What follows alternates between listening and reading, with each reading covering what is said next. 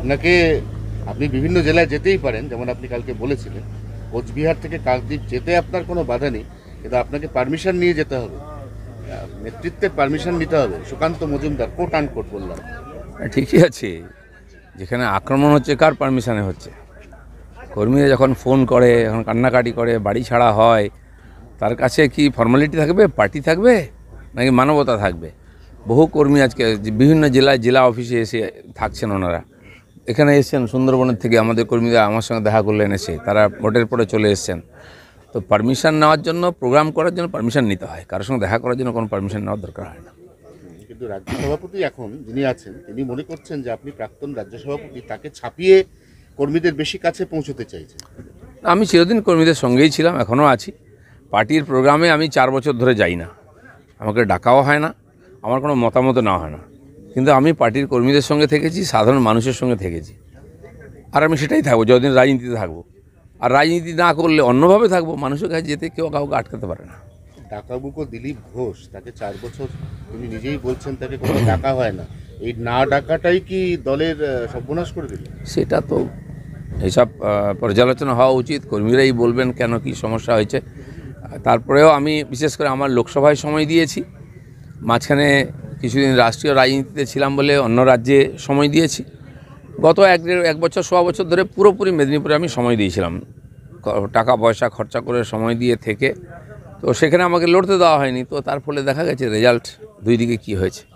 এবারে বিজেপির যে মুরলীধর সেনলেনের অফিস বা সল্টলেকের যে সাইলেন্স, বিজেপির যে মুরলীধর সেনলেনের অফিস বা আপনাদের যে সল্টলেকের কেন্দ্রীয় অফিস, সেখানে তো আনাচে কানাচে পোস্টার করেছে রাজ্য সভাপতি বদল করতে হবে, তার নতুন সভাপতির কি নাম? দেখুন, সব পার্টিতেই সবসময় এটা হয়, রেজাল্ট খারাপ হলে কর্মীদের মনের মধ্যে ক্ষোভ বিক্ষোভ জাগে, তারা নিজের মতামত ব্যক্ত করেন বিভিন্নভাবে। রাজনীতির নতুন কিছু না, পোস্টার সারা বছরই পড়ে, সেটা অন্য জিনিস। কিন্তু পার্টির কথা ভাবতে হবে, যারা বলছেন তারা পার্টির স্বার্থে কথাবার্তা বলছেন, সেটা সবার সঙ্গে কথা বলা উচিত, মতামত নেওয়া উচিত, পর্যালোচনা হওয়া উচিত এই সময়টা। নাহলে কমাস পরে সবাই ভুলে যাবে, চাপা পড়ে যাবে, আবার সেই একই রেজাল্ট হবে।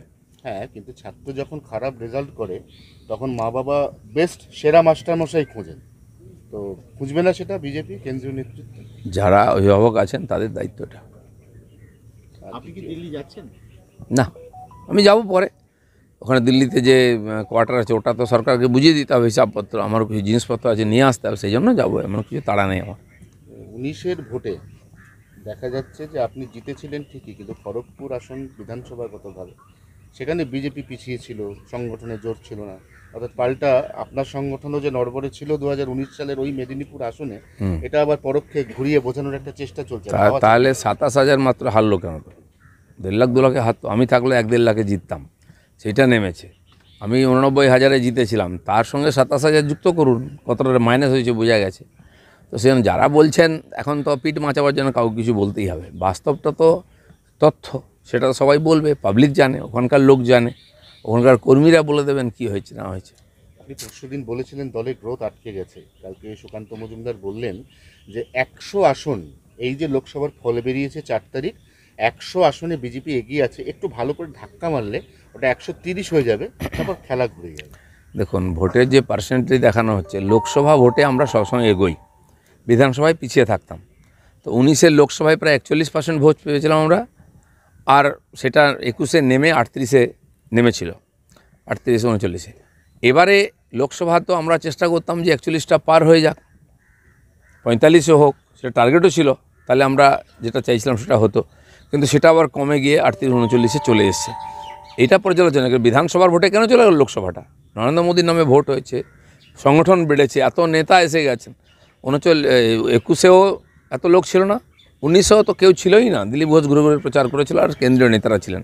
এবার তো প্রধানমন্ত্রীও প্রত্যেক জায়গায় প্রায় গেছেন, এত এমএলএ এমপি আছেন, তারপরেও কেন আসনরূপ ফল হয়নি?